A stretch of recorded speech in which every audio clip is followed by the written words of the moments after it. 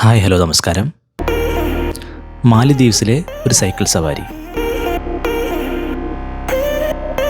ശരിക്കും ഇതൊരു natural പാർക്കിലേക്കുള്ള cycle സവാരിയാണ്.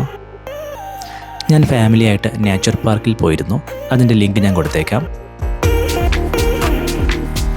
ഫാമിലിയായിട്ട് ബഗ്ഗിയിലും നടന്നും പോയ അതേ വഴിയിലൂടെയാണ് ഞാൻ ഈ സൈക്കിൾ യാത്രയും ചെയ്യുന്നത്. പക്ഷേ ഈ യാത്രയ്ക്കൊരു പ്രത്യേകതയുണ്ട്. ഒരു സവാരിക്കുള്ള യാത്രയല്ലായിരുന്നു, മറിച്ച് ഒരു കണ്ടെത്തലിന് വേണ്ടിയുള്ള ധൃതി പിടിച്ചുള്ള ഒരു ഓട്ടമായിരുന്നു. അതെന്താ ഞാൻ കാണിക്കാം കേട്ടോ. എങ്കിലും ഈ സൈക്കിൾ യാത്ര ഞാൻ എൻജോയ് ചെയ്തു. കാരണം നടന്നു പോയ വഴികളിൽ നമ്മൾ സൈക്കിളും ചവിട്ടി പോകുമ്പോൾ അതിൻ്റെ ഒരു രസം വേറെ തന്നെയാണ്. അതും ഇഷ്ടപ്പെട്ട വഴികളിലൂടെ ബീച്ചിൻ്റെ സൈഡിലൂടെ ഒക്കെ പോകുമ്പോൾ നല്ലൊരു ഫീലിംഗ് ഉണ്ടായിരുന്നു. അടു സിറ്റിയിലെ നാച്ചുറൽ പാർക്കിൽ നമ്മൾ സൈക്കിൾ ചവിട്ടുമ്പോൾ 10 രൂപയാണ് അവർ റെൻ്റ് ചോദിക്കുന്നത്. പാർക്കിൻ്റെ ഉള്ളിൽ തന്നെയാണ് പേയ്മെൻറ്റ് കൊടുത്ത് ഈ സൈക്കിൾ എടുക്കേണ്ടത്. നല്ല എൻജോയ് ആയിട്ടുള്ള ഒരു റൈഡ് തന്നെയാണ് ശരിക്കും പറഞ്ഞാൽ.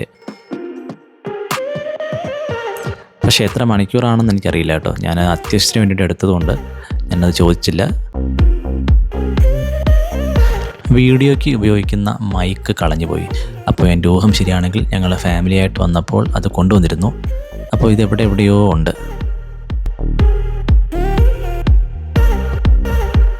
ദേ ഇവിടെ കിടപ്പുണ്ടാശാൻ, ദേ കിടക്കുന്നു.